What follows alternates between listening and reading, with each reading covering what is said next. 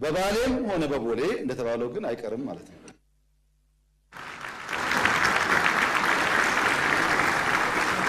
ኢትዮጵያን ማንም አቁማት አያውቅም፣ ማንንም አያቁማትም። ይሄ የማይሆን ዝም ብሎ ባዶ ፍላጎት ነው። ሮንግ ኢንቨስትመንት ነው። በነገራችን ላይ ኢትዮጵያን መጉዳት የሚሹ ሀገራት ቢያንስ ኢትዮጵያን ጎድቶ ትርፋማ መሆን አሸናፊ መሆን አይቻልም። ይሄ ሀገር የአብዲሳ አጋ ሀገር ነው።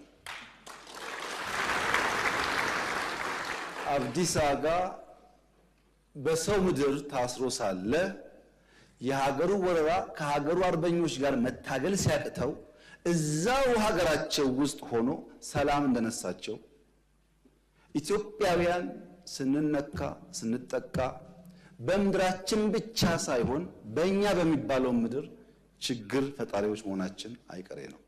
ያ እንዳይሆን የኔ ምክር ተስማምቶ ተግባብቶ በህግ አግባብ መፍታት ይቻላል። ህዳሴን ምንም ችግር እንደምታዩት ውሃ እየፈሰነ ወደ ሱዳን ይቀጥላል።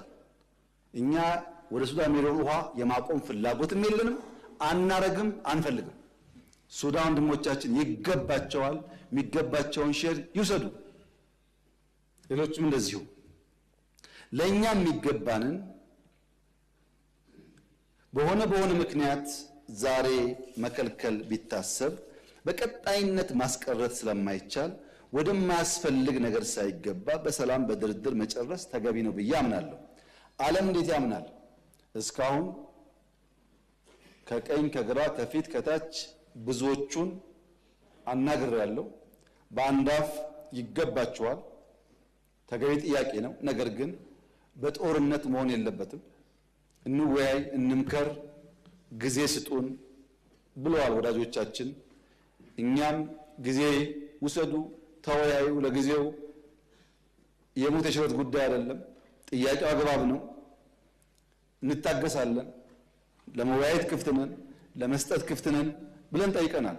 ባይሆንስ